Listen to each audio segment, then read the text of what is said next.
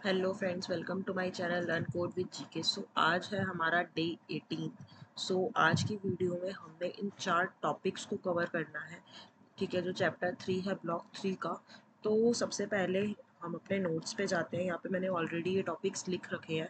तो फ्रेंड्स, पहली बात तो ये कि इसमें आपको मतलब इससे ज़्यादा जाने की ज़रूरत नहीं है, क्योंकि जो भी मैंने लिखा है वो मैंने प्रीवियस ईयर क्वेश्चन के हिसाब से लिखा है। आप लोगों को पता ही है, मैं उस अकॉर्डिंगली सॉल्व करती हूँ। ठीक है, तो अगर आप इतना भी एग्जाम में लिख के आ जाओगे, इसके बारे में पूछा जाता है, तो दैट्स मोर देन इनफ। ठीक है, तो इसमें देखो यहाँ पे ये 5 टॉपिक्स है। तो सबसे पहला टॉपिक क्या है? नेव स्ट्रिंग मैचिंग एल्गो। इस एल्गो का बेसिकली पर्पस क्या है? इस एल्गो का बेसिकली पर्पस क्या है? Search for a location. ठीक है, किसकी लोकेशन सर्च करती है? अभी ये देखो, search for a location of a smaller text pattern in a paragraph और अ बुक और एनी अदर सोर्सेस। मतलब कि अगर आपकी बुक है पूरी इतनी बड़ी और उसमें बहुत सारी चीज़ें लिखी हैं, ठीक है, तो हमने क्या करना है, ये एल्गोरिदम क्या करेगी, जो भी स्मॉलर टेक्स्ट पैटर्न है ये उसको सर्च करेगी, चाहे वो पैराग्राफ में हो, बुक में हो, या फिर किसी भी सोर्स में हो। ठीक है, तो अब देखो प्रीवियस ईयर क्वेश्चन कैसे आया हुआ है।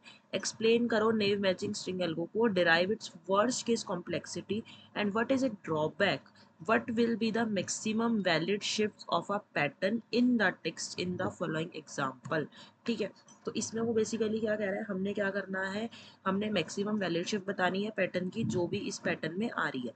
ठीक है, अब सबसे पहले इसके बारे में पढ़ते हैं। नेव सर्च एल्गो जो है वो क्या करती है, वो क्या करती है, कंपेयर करेगी पैटर्न को, ठीक है, स्ट्रिंग से टेक्स्ट में।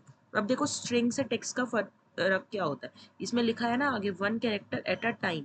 मतलब कि ये जो है ना, ये एक पूरा वो है टेक्स्ट। ठीक है, और ये हमारा ये पैटर्न है। ठीक है, अब स्ट्रिंग क्या होगा, स्ट्रिंग जैसे कुछ भी लिखा है एक साथ, ठीक है, तो वो पूरा स्ट्रिंग होता है। ठीक है, तो ये एल्गो क्या करती है, कंपेयर करेगी पैटर्न को स्ट्रिंग से टेक्स्ट में 1 कैरेक्टर एट अ टाइम। ठीक है, ये प्रोसेस कंटिन्यू चलेगा until there is a mismatch of character between the pattern. ठीक है, मतलब कि ये तब तक चलेगा जब तक कि हमारे कैरेक्टर जो है, मतलब कि कोई पैटर्न मिसमैच नहीं हो रहा। ठीक है, मिसमैच हो रहा है मतलब कि स्ट्रिंग और टेक्स्ट के बीच में। ठीक है, अब depending upon the requirement the algo जो है वो can be design to find a single occurrence और multiple occurrence of a pattern string in the text. मतलब कि एल्गो जो है वो डिजाइन किस लिए करी गई है, वो एक सिंगल अकरेंस फाइंड करेगी या फिर मल्टीपल अकरेंस। जैसे कि पैटर्न है FGH, वो एक बार आ रहा है, 2 बार आ रहा है, ठीक है, स्ट्रिंग में वो कितनी बार आ रहा है ये वो देखेगी। ठीक है, in the latter case the entire text is required to be searched. ठीक है, तो हमारा मतलब एट द एंड क्या होगा कि हमारा पैटर्न हमें ढूंढना है। ठीक है, अब देखो उसका बेस्ट केस क्या है। It happens if the pattern matches in the first and position of the text. ठीक है, टोटल नंबर ऑफ कंपैरिजंस क्या है, m equals to size of pattern string. तो ये बेसिकली हमारा फॉर्मूला होता है।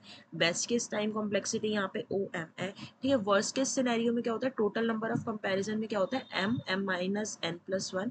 वर्स्ट केस कॉम्प्लेक्सिटीज की OMN हो जाती है। ठीक है, तो ये बेस्ट केस और वर्स्ट केस है, ये एग्जाम में पूछ लिया जाता है।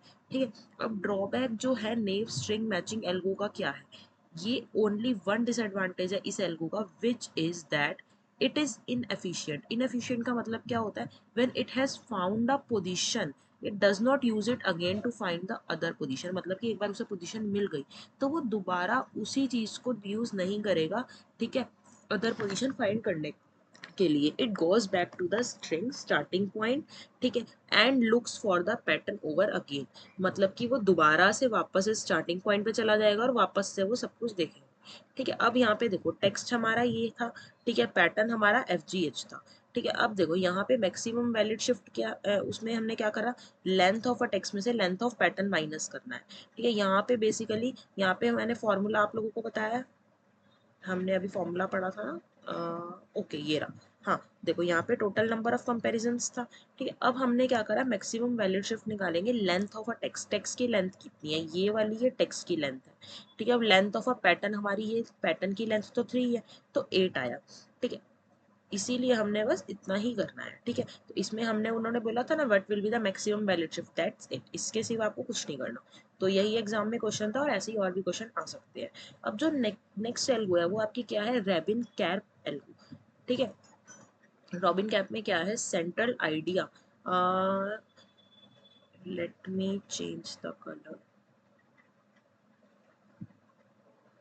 ओके, सो सेंट्रल आइडिया जो है रेबिन कैप एल्गो में क्या है, is computation of hash function to speed up the pattern, ठीक है, मैचिंग। मतलब कि वो क्या करती है, जो हमारा हैश फंक्शन है उसमें जो हम पैटर्न मैचिंग करते हैं उसके थ्रू ये यूज होती है। ये एल्गो क्या कैलकुलेट करेगी, हैश वैल्यू कैलकुलेट करेगी, किसके लिए, पैटर्न स्ट्रिंग के लिए, ठीक है, और हमारे m character substring of a text के लिए। अगर हैश वैल्यू फर्स्ट सेकंड मतलब कि ये इक्वल होती हैं तो एल्गो जो है वो क्या परफॉर्म करेगी, brute force comparison between pattern string and m character text substring, ठीक है। एडवांटेज देखो इसमें बेसिकली ऐसा कुछ नहीं है जो मैं आपको डिटेल में समझाऊं, बेसिकली शॉर्ट नोट्स आ जाते हैं या फिर वैसे आ जाता है, तो इसमें जितना लिखा है वो मुझे इनफ लगा है, ठीक है। एडवांटेज क्या है इस अप्रोच में, वो ये है is that there is only one comparison. क्या कंपैरिजन है, पर text substring and brute force method is required only when hash values are equal. Complexity तो मैंने बताई दी। तो देखो यहाँ पे बेसिकली एडवांटेज इसकी यही होती है कि जो हम कंपैरिजन कर रहे हैं टेक्स्ट सबस्ट्रिंग जो हमने अभी टेक्स्ट पढ़ा था और ब्रूट फोर्स मेथड उसमें हमारी हैश वैल्यू जब इक्वल होती हैं वही होता है इसका, ठीक है। अब इसमें देखो यहाँ पे ये घुमा फिरा के एग्जाम में क्वेश्चन आया था, ये सीधा क्वेश्चन नहीं आया रेबिन कैप का। इन्होंने क्या क्वेश्चन दे दिया, एक्सप्लेन करो concept of rolling hash function applied in रेबिन Karp algo for string matching problem. और ये किस में आया, जून 22 में, विच इज लेटेस्ट, ठीक है। In simple terms hash function maps a big n string to a small value. A good hash function should have properties such as efficiently computable and should uniformly distributed है, do not generate spurious hits। तो इसमें basically क्या कहना चाह रहे हैं हम कि सिंपल टर्म्स में हैश फंक्शन किस लिए यूज होता है, हमने जो अपनी बिग एन स्ट्रिंग, कोई भी कितना भी बड़ा स्ट्रिंग हो उसे अगर हमने स्मॉलर वैल्यू में कन्वर्ट करना है तो उस लिए यूज होता है। गुड हैश फंक्शन की जो है वो प्रॉपर्टी होती है जैसे कि efficiently computable and should uniformly distribute the keys or do not generate spurious hits। Hash function consider करता है here has been suggested in the Rabin cap algo, it is also called rolling hash function। तो यहाँ पे ये simple से define है और ये सिंपल सी ही डिफाइन हम लिख सकते हैं इस क्वेश्चन में, जो कि हमारे बहुत काम आ सकती है।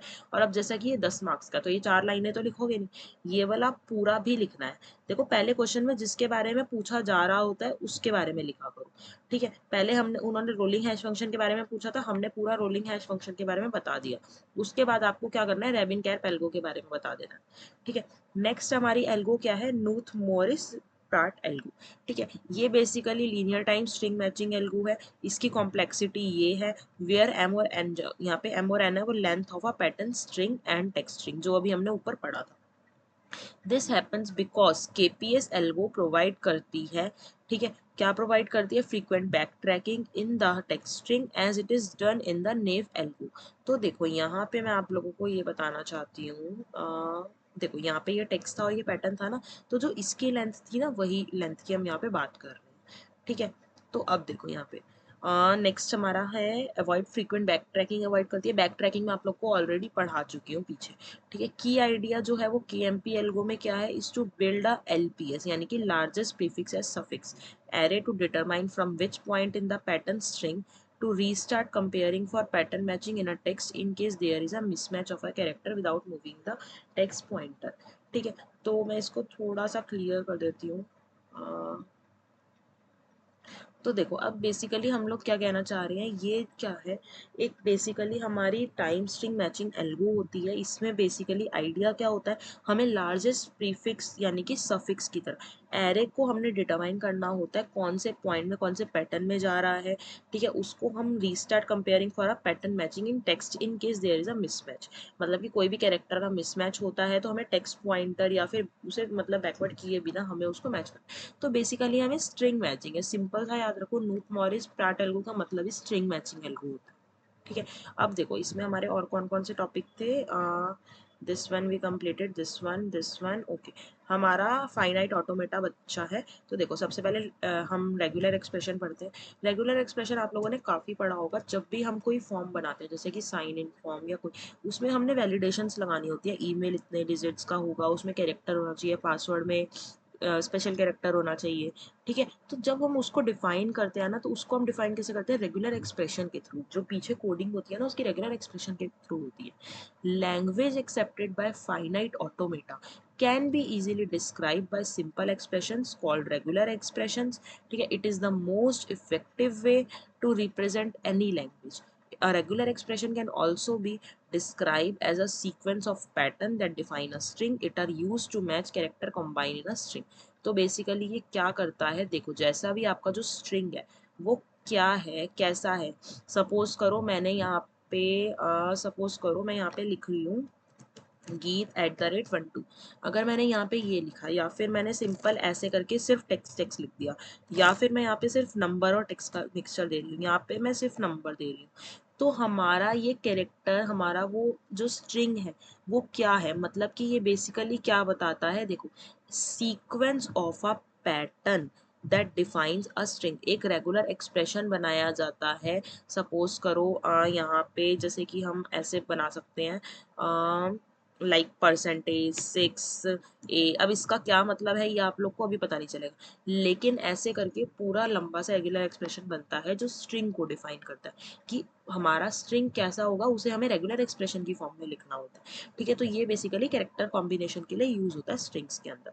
अब हम पढ़ते हैं फाइनाइट ऑटोमेटा क्या है, ठीक है। ये बिल्कुल करेक्ट है, ये काटा हुआ है लेकिन करेक्ट है, जैसा कि मैंने यहाँ पे लिख भी रखा है, ये सही है, ठीक है। It is an abstract computing device. It is a mathematical model of a system with discrete inputs, outputs, states, and a set of transition from state to state that occurs at an input symbol from the alphabet. ठीक है। अब देखो यहाँ पे basically finite automata के type होते हैं DFA और NFA। इसके बारे में मैं आप लोगों को डिटेल में इस वीडियो में तो नहीं बताऊंगी, और बेसिकली ना यहाँ पे मैंने एक वीडियो ऑलरेडी डिस्क्रीट मैथमेटिक्स की बना रखी है जिसमें मैंने ये डिटेल में ये टॉपिक कवर करवाया है। तो मैं आपको डिस्क्रिप्शन में वो वीडियो अटैच कर दूंगी, आप लोग जाके वो वीडियो देख सकते हो, ठीक है फ्रेंड्स। तो हमारा आज की वीडियो में इतना ही। आज की वीडियो शॉर्ट थी क्योंकि हमारे कुछ टॉपिक्स ही शॉर्ट थे। जो नेक्स्ट वीडियो होगी उसमें हमें PNP प्रॉब्लम्स और NP हार्ड और NP कंप्लीट प्रॉब्लम्स को कवर करना है, ठीक है। और बैक ट्रैकिंग और ब्रांच एंड बाउंड जो कि चैप्टर 3 में है, लेकिन हम वो ऑलरेडी ऊपर कवर कर चुके हैं। तो हमारा डे 19 रहता है, ठीक है। डे 19 में हम ये करने वाले हैं। डे 20 में हमारा एग्जाम पेपर होगा जिसमें हम कोई भी लेटेस्ट एग्जाम पेपर को सॉल्व करेंगे। तो हमारा सिर्फ डे 19 बचा फ्रेंड्स। अब तक यहाँ तक के जुड़ने के लिए थैंक यू सो मच। और हाँ, अपने फ्रेंड्स को भी आप ये पूरा कोर्स शेयर कर सकते हो, ठीक है। और कैसा लगा मेरे को कमेंट्स बॉक्स में ज़रूर बताना। सो आज की वीडियो में इतना ही, मिलते हैं नेक्स्ट वीडियो में, तब तक के लिए bye bye, take care and all the very very best for your exams.